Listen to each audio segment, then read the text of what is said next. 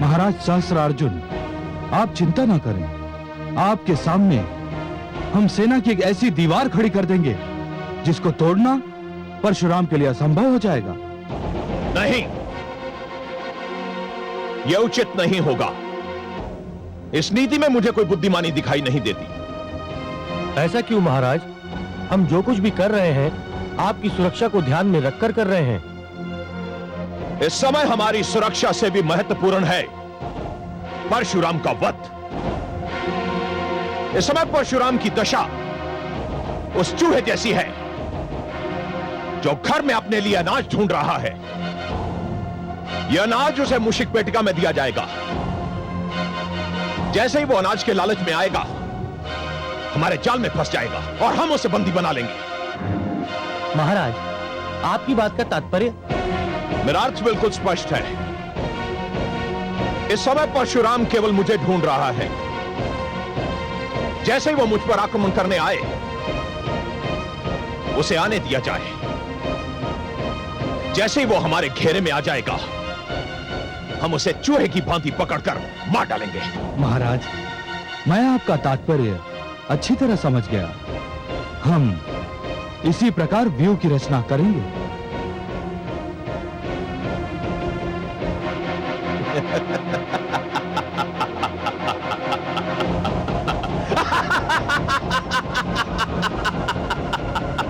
बेचारा परशुराम। परशुराम, नहीं, हम ऐसा नहीं करेंगे। हम ऐसा कदापि नहीं करेंगे। ऐसा क्यों? क्योंकि सहस्त्रार्जुन भी यही सोच रहा है। वो मुझे चूहे की भांति घेर कर मारना चाहता है। तुम लोगों में से जिनकी काया काटी मेरे समान है, ऐसे 5 युवकों को मेरा रूप धारण करना होगा और एक एक करके उन राजाओं की सेना पर आक्रमण करना होगा। तुम में से जो भार्गव वीर मेरे रूप में आक्रमण करेगा, वो आक्रमण करने के उपरांत वहां रुकेगा नहीं, वहां से भाग जाएगा ताकि सेना की टुकड़ी भी उसके पीछे भाग जाए। तदुपरांत मेरा वेश धारण किए हुए दूसरा वीर सेना की दूसरी टुकड़ी पर आक्रमण करेगा और वो भी उसी प्रकार भागेगा। इससे उनकी सेना में आतंक फैल जाएगा, भ्रम की स्थिति उत्पन्न होगी। उनके सैनिक ये समझ नहीं पाएंगे कि वो कहां जाएं और क्या करें। और ध्यान रहे, हमें उनके हाथों नहीं मरना है, हमें उन्हें मारना है। और कोई प्रश्न? नहीं, हम समझ गए, हम समझ गए, हम समझ गए।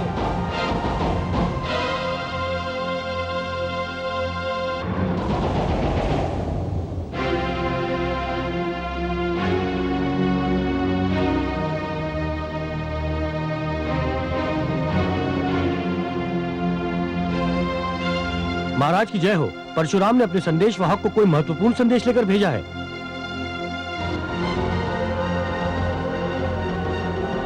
सावधान रहने की आवश्यकता है महाराज। हम परशुराम पर भरोसा नहीं कर सकते। हम है क्षत्रिय हैं। 4 पुत्रों के कटे हुए सर देखकर भी हम क्षत्रिय परंपरा को नहीं भुला सकते। संदेशवाहक का स्वागत है। वो संदेशवाहक चाहे हमारे शत्रु परशुराम का ही क्यों ना हो, उसी आदर सहित अंदर लाया जाए। जो आज्ञा महाराज।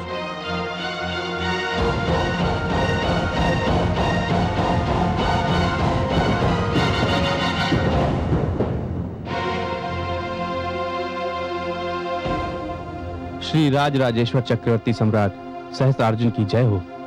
औपचारिकता में समय नष्ट करने के स्थान पर वो संदेश सुनाओ जो परशुराम ने तुम्हें यहां देने के लिए भेजा है। महाराज, जमदग्नि पुत्र परशुराम ने यह संदेश भेजा है कि युद्ध प्रारंभ होने से पहले वो एक बार आपसे मिलना चाहते हैं। मुझसे मिलना चाहता है? क्यों? ये तो मैं नहीं बता सकता, मुझे केवल संदेश देने का आदेश था। कहां मिलना चाहता है? युद्ध क्षेत्र में। किंतु महाराज, मेरा संदेश अभी पूरा नहीं हुआ है। तो पूरा करो। महाराज, परशुराम ने यह भी कहा है कि आप उनसे मिलने आए। किंतु अकेले।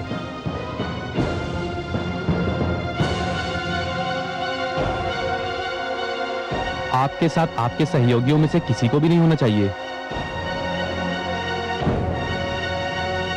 संदेश पूरा हो गया? महाराज की जय हो, संदेश पूरा हो गया।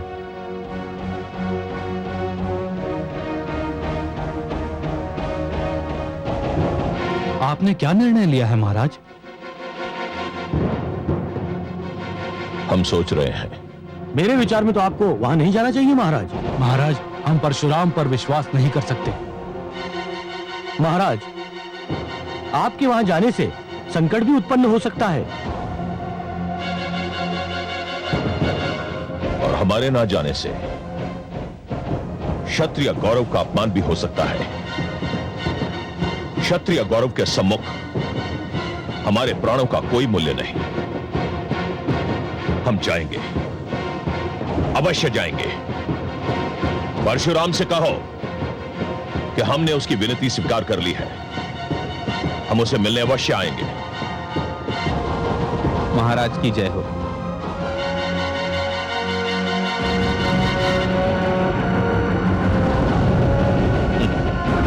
परशुराम,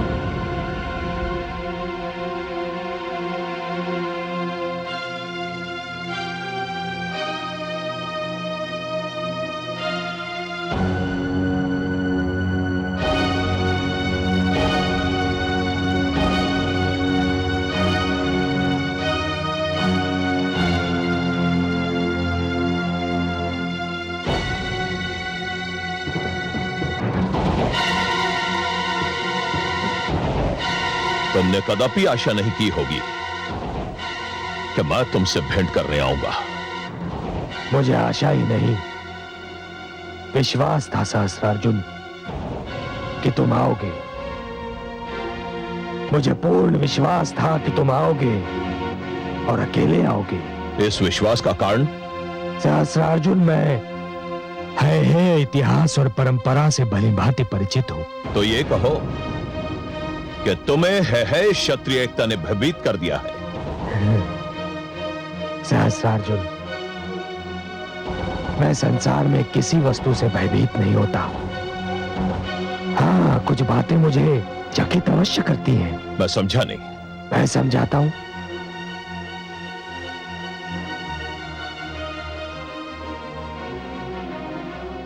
सहस्त्रार्जुन, मुझे कभी किसी व्यक्ति का उत्थान चकित नहीं करता, क्योंकि मैं जानता हूं कि उस व्यक्ति के उत्थान का कारण उसकी योग्यता है। जीवन में उत्थान उसी व्यक्ति का होता है जो उसकी क्षमता रखता है, परंतु उसी व्यक्ति का जब पतन होता है कार्तवीर्य, तब मैं चकित अवश्य रह जाता हूं, ये सोचकर कि उस व्यक्ति की वो योग्यता कहां लुप्त हो गई जो कभी उसके उत्थान का कारण बनी थी। मैं तुम्हारी कथा सुनने नहीं आया। कथा सुनाने तो मैं भी नहीं आया हूं। मैं जो कुछ कह रहा हूं वो अक्षरशः सत्य है। तुम एक तेजस्वी राजा थे, बलवान शासक, प्रतापी नरेश, इतने तेजस्वी कि स्वयं भगवान विष्णु ने प्रसन्न होकर तुम्हें सहस्र बाहुओं का बल दे दिया और तुम कार्तवीर्य से सहस्रार्जुन बन गए। तुम उस योग्य भी थे, परंतु फिर तुम्हारा पतन क्यों आरंभ हो गया कार्तवीर्य? कौन कहता है कि मेरा पतन आरंभ हो गया है? मैं आज भी चक्रवर्ती हूं। पूरे विश्व में मेरे यश का डंका बज रहा है। मैं आज भी उतना ही शक्तिशाली हूं। नहीं कार्तवीर्य, नहीं, तुम शक्तिशाली नहीं हो। यदि तुम अपने मुख से कहना नहीं चाहते, तब भी इस बात को तुम्हारा मन भलीभांति जानता है। तुम झूठ बोल रहे हो। तुम्हारे पास इस बात का कोई प्रमाण नहीं। आज तुमने मुझसे युद्ध करने के लिए समस्त है क्षत्रियों को एकत्रित किया है सहस्रार्जुन, ये जानते हुए कि मैं एक अकेला योद्धा हूं। ये तुम्हारी दुर्बलता का प्रमाण नहीं तो और क्या है। दुख यह है कार्तवीर्य कि तुम्हें अपनी दुर्बलता और उसके फल स्वरूप अपने पतन का कारण ज्ञात नहीं है। तुम्हें शक्ति मिली किंतु तुम उसे संभाल नहीं पाए। तुमने अत्याचार को वीरता माना, तुम्हें प्रताप मिला किंतु तुम अपना संतुलन खो बैठे। उसका परिणाम यह हुआ कार्तवीर्य सहस्त्रार्जुन कि आज तुम्हारा पतन तुम्हारी आंखों में आंखें डालकर खड़ा है।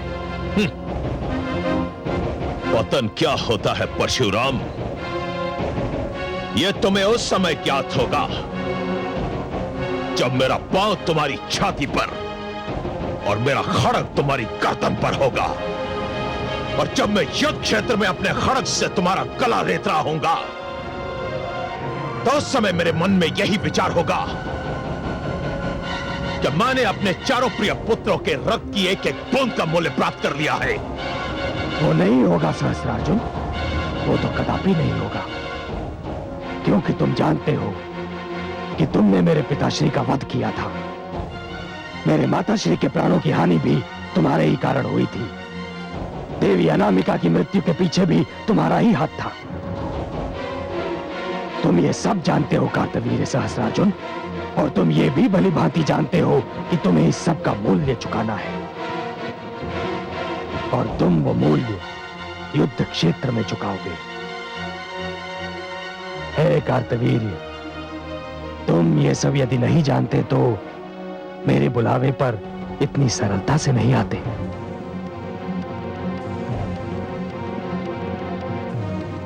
मुझे अब तक यह नहीं ज्ञात हो सका कि तुमने मुझे यहां आने का निमंत्रण क्यों दिया था।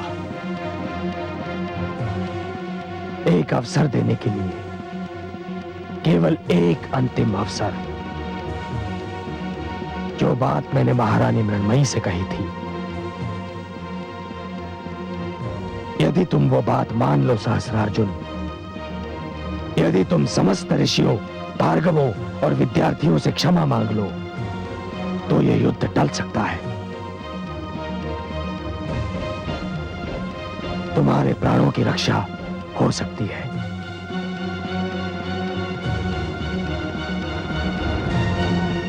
इसका उत्तर तुम्हें कल यही मिलेगा परशुराम, इसी युद्ध क्षेत्र में।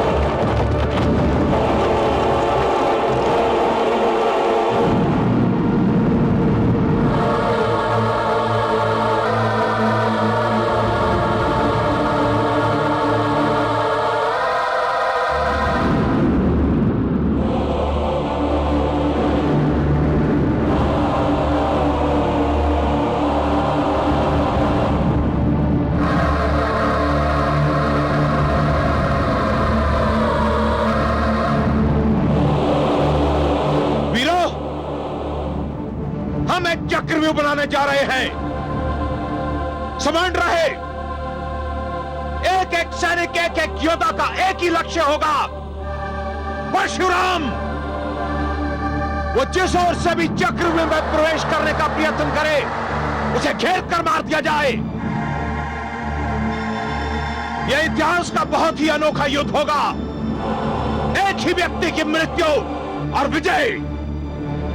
परशुराम किसी और से भी बचकर न जाने पाए।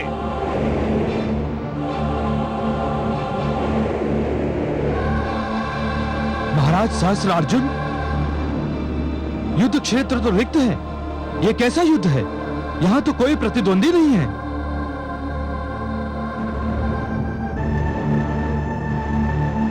ऐसा प्रतीत होता है कि आज भार्गव भय के कारण नहीं आएंगे। हाँ, मुझे तो ऐसा लगता है कि आज युद्ध ही नहीं होगा।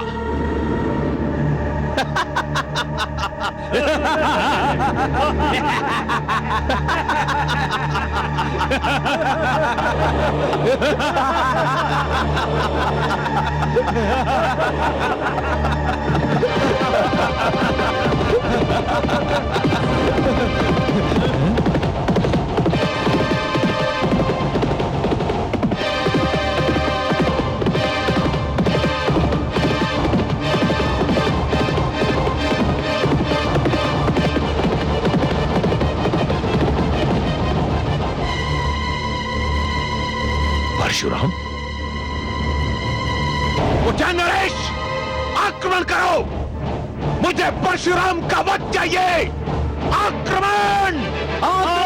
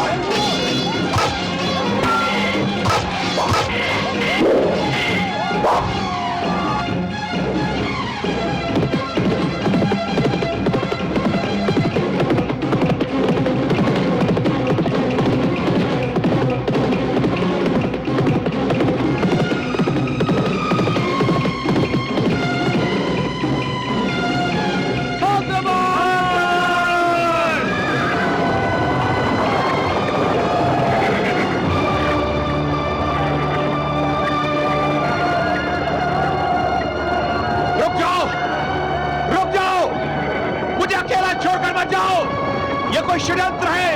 ये परशुराम नहीं है, लौटाओ लौटाओ, ये परशुराम नहीं है, लौटाओ।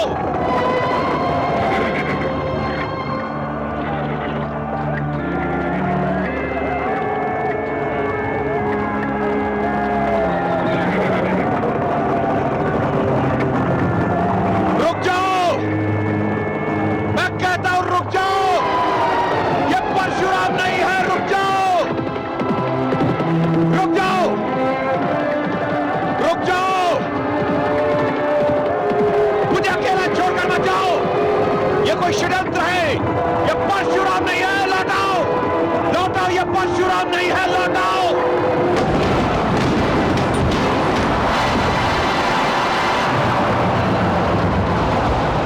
तुम सत्य कहते हो सहस्त्रार्जुन, परशुराम वो नहीं, परशुराम तो मैं हूं।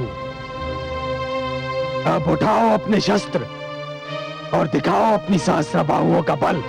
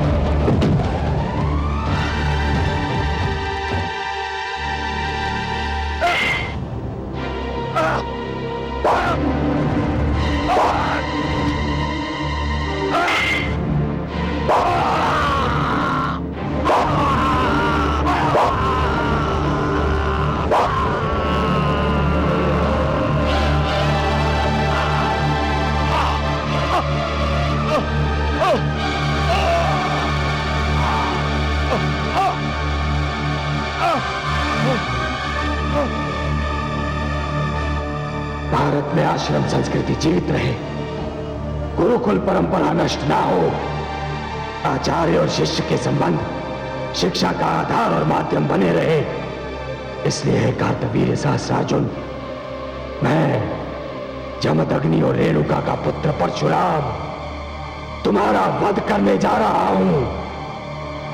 शंभो!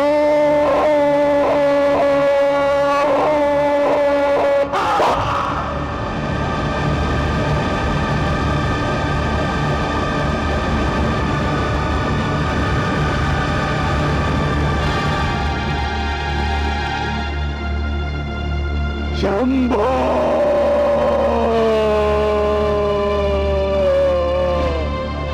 हे शंभो!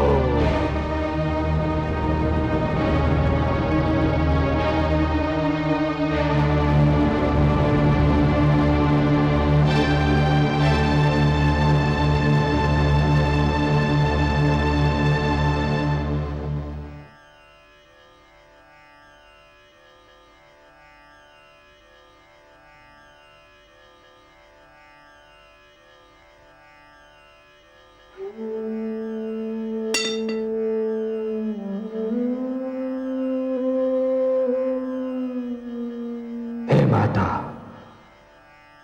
हे पिता, मैंने आपको वचन दिया था कि इस धरती को हे क्षत्रियों के रक्त का सरोवर बना दूंगा। मैंने अपना वचन निभाया है माता।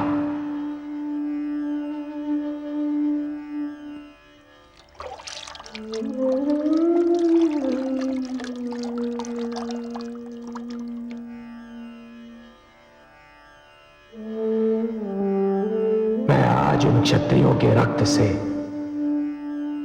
आपका तर्पण कर रहा हूं। इस क्षण के उपरांत मेरा अभियान समाप्त हो गया है। परशुराम एक इतिहास बन गया है माता। परशुराम एक इतिहास बन गया, वो इतिहास जो मानव को यह बताएगा कि अत्याचार का विरोध ना करना अत्याचार को सहयोग देना है। हे देवगण, हे ब्रह्मा, हे शिव शंभो, परशुराम ने अपना लक्ष्य पूर्ण कर लिया। मैंने अपना लक्ष्य पूर्ण कर लिया।